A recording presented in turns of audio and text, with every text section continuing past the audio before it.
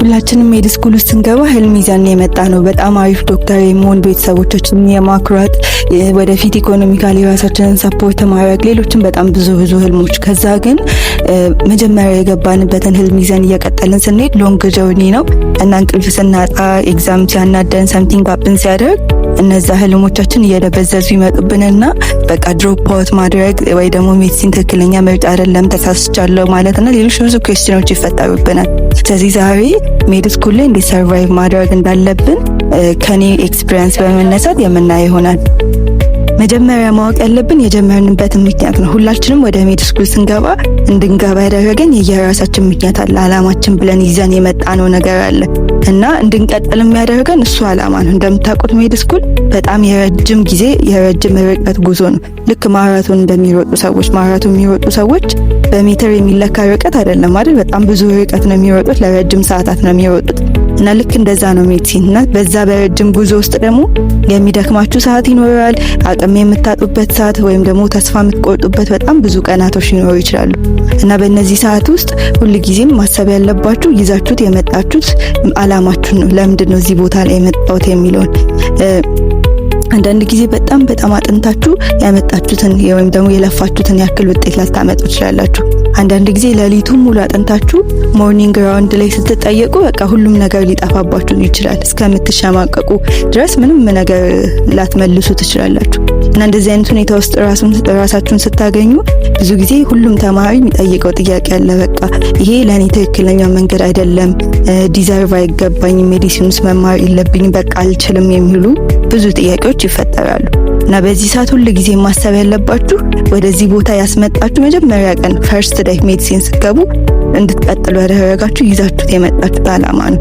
ምናልባት ሁላችሁም የየራሳችሁ ምክንያት አላችሁ። በቃ ዶክተር የመሆን ሰዎችን የማከም ሊሆን ይችላል፣ ቤተሰቦቻችሁን የማስደሰት ሊሆን ይችላል እና ከልጅነት ጀምሮ አላማዬ ብላችሁ በቃ ዶክተር ሆናለሁ ብላችሁ የመጣችሁ አላችሁ እና ሁላችሁም ስትመጡ ሜድ ስኩል ውስጥ እንድትገቡ ያደረጋችሁ የየራሳችሁ ይሄ ነው የምትሉት ምክንያት አለ እና አንደኛ በሚደክማችሁ ጥያቄ በሚፈጠርበት ሰዓት ያንን መጀመሪያ እንድትመጡ ያደረጋችሁን አላማ ማስታወስ አለባችሁ።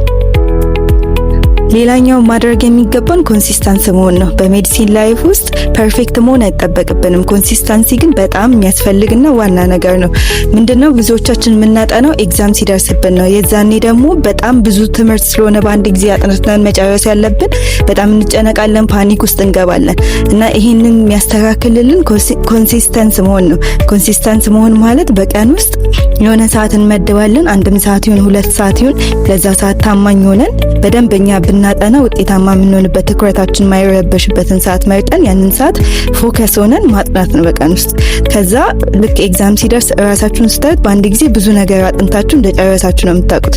እንዴት ነው አንድ ሰው ለምሳሌ ቤት ሊገነባ ሲል በአንድ ጊዜ የቤቱን ብሎኬቶች አንስቶ አንድ ቦታ ቢያራግፈው ቤት አይሆንም። ቤት የሚሆነው በየቀኑ ትንሽ ብሎኬት እየደረደረ እያስተካከለ ሲሄድ አዘላስት ቤት ይሆናል። ልክ እንደዛ በየቀኑ ትንሽ እያጠናችሁ ስትሄዱ አዘላስት ኤግዛም ሲደርስ ብዙ ነገር ይዛችሁ አውቃችሁ ነው ራሳችሁ የምታገኙት። ስለዚህ ኤግዛም ሲደርስ አጠናለሁ ማለት ላይክ በፊት ሃይ ስኩል እያላችሁ በጣም ይሰራል።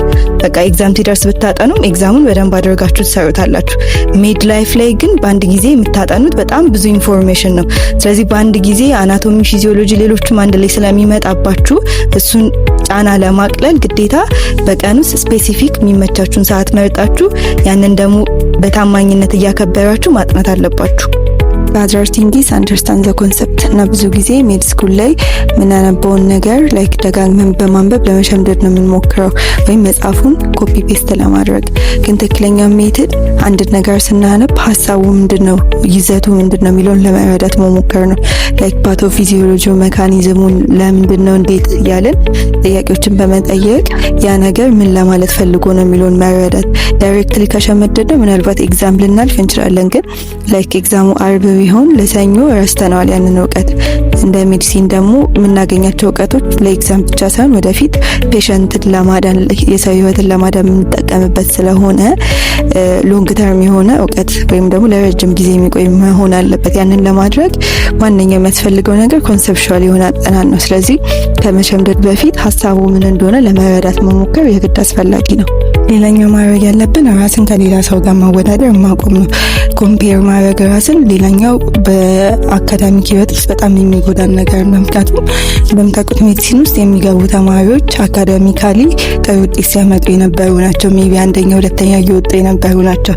ስለዚህ ልክ እዚህ ስኩል ውስጥ ስትገቡ በዙሪያቸው ያለ ሰው ከእናንተ እንደሚሻል ይሰማቸዋል። ከዛ ላይክ ለምሳሌ እናንተ ቻፕተር 1 ላይ ሆናችሁ በዙሪያቸው ያለው ሰው ጨርሶ ምናምን ቻፕተር 5 6 ጨርሶ እየተለሰ ጥያቄ እየሰራ ምናምን ሊሆን ይችላል። እናንተ ምንም መሄዳችሁ ክላስ ውስጥ ቁጭ ብላችሁ ሁሉም ሰው ጥያቄ ሲመልስ እናንተ ላትመልሱ ትችላላችሁ። ከዛ ላይክ እናንተ ጎበዝ እንዳልሆናችሁ እንደማትችሉ ሊሰማችሁ ይችላል። ማድረግ ያለባችሁ ነገር ላይክ በሜድ ስኩል ውስጥ ማወዳደር ያለባችሁ ራሳችሁን ከራሳችሁ ጋር ብቻ ነው። ከትላንት የነበርኩት እኔ ዛሬ በምን ያህል ራሴን አሻሽያለሁ ብላችሁ ከራሳችሁ ጋር ነው እንጂ ራሳችሁ ማወዳደር ያለባችሁ በዙሪያችሁ ካለ ጓደኛ ዶርምሜት ጋር መሆን የለበትም። ሌላኛው በጣም አስፈላጊ ነገር ደግሞ ከፔሸንቶቻችሁ መማር ነው። ሲዋና ሲቱ ላይ ክሊኒካል ሮቴሽን በሚኖርበት ሰዓት ፔሸንቶች ይኖራቸዋል እና ከነዛ ፔሸንቶች በደንብ አድርጋችሁ ትምህርት መውሰድ ያስፈልጋል። እንደምታውቁት በፒሲዋና በፒሲቱ መጽሐፎች ናቸው አይደል ያሉት፣ መጽሐፎችና ስዕሎች። ስለዚህ እዛ ላይ ያያችሁትን ነገር በትክክል ሪል ላይፍ ላይ የምታዩት ፔሸንቶቻችሁ ላይ ነው እና ፔሸንት በሚኖራችሁ ጊዜ ከፔሸንቱ አለባበስ፣ አነጋገር፣ ስም ኤቭሪ ነገር ጋር አሶሺየት አድርጋችሁ ክሊኒካል ሳይን ሲምፕተሞችን በደንብ ኦርጋናይዝ አድርጋችሁ ከያዛችሁ ነገ ላይ ሌላ ፔሸንት ሲመጣ በደንብ አድርጋችሁ ትሪት ማድረግ ትችላላችሁ እና ቤተር የሆነ ዶክተር ልትሆኑ። ቀጣዩ ደግሞ ማወቅ ያለብን ነገር ሪቪው ማድረግ፣ አንድ ነገር ካጠናን በኋላ ያንን ትምህርት ሳንረሳው በፊት መከለስ። ብዙ ጊዜ ሜድ ስኩል ላይ ሁሌ አዳዲስ እውቀት ማስገባት ብቻ ይመስለናል። ከዛ በኋላ ግን አይታችሁት ከሆነ ላይክ ሰኞ ያጠናችሁትን ነገር ቅዳሜ ቼክ ስታደርጉት እንደ አዲስ ነው የምታነቡት። ጭንቅላታችሁ ውስጥ ረስታችሁታል። ያ ደግሞ ኖርማል የኔቸር ነው። ምክንያቱም አእምሯችን አንድን ኢንፎርሜሽን ድጋሚ ካልተጠቀምነው እንዳላስፈላጊ ነገር ስለሚቆጥረው ያጣፈዋል። ስለዚህ ያንን ደግሞ ለማስተካከል ምንድነው ማድረግ ያለብን? ዛሬ ያጠናችሁ ከዛ ኔክስት ቀን ነገ አዲስ ነገር ስታጠኑ ዛሬ ያጠናችሁትን አንዴ መከለስ። ከዛ ዘላስት ደግሞ ሳምንቱ ሲያልቅ ደግሞ በሳምንት ውስጥ ያጠናችሁትን ለተወሰነ ደቂቃ መከለስ እና ድጋሚ ማየት። ሌላኛው ሎንግ ተርም ሚሞሪ እንዲኖራችሁና እንዳትረሱት፣ እንደዚሁም ጭንቅላታችሁ ውስጥ የሀሳብ እንዲቀመጥ ይረዳል። ሄሎ ጋይስ፣ ሜድፍሌክሶች ነን። ቴሌግራም ቻናላችንን ጆይን አድርጉ።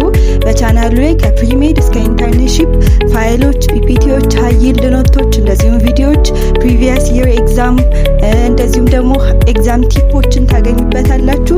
ይጠቅማችኋል። ጆይን ለማድረግ ከታች ዲስክሪፕሽን ላይ ሊንክ ይቀመጥላችኋል። እንደዚሁም ስልክ ቁጥር አለ፣ ደውሉ፣ ታገኙናላችሁ። እንደዚሁም በዚህ የዩቲዩብ ቻናላችን ትምህርታዊ የሆኑ ከፕሪሜድ ጀምሮ ቪዲዮዎችና ትምህርቶችን እናስቀምጥላችኋለን። ጆይን አድርጉ፣ ሰብስክራይብ ያድርጉ፣ እንደዚሁም የደውል ምልክቷን ይጫኑ።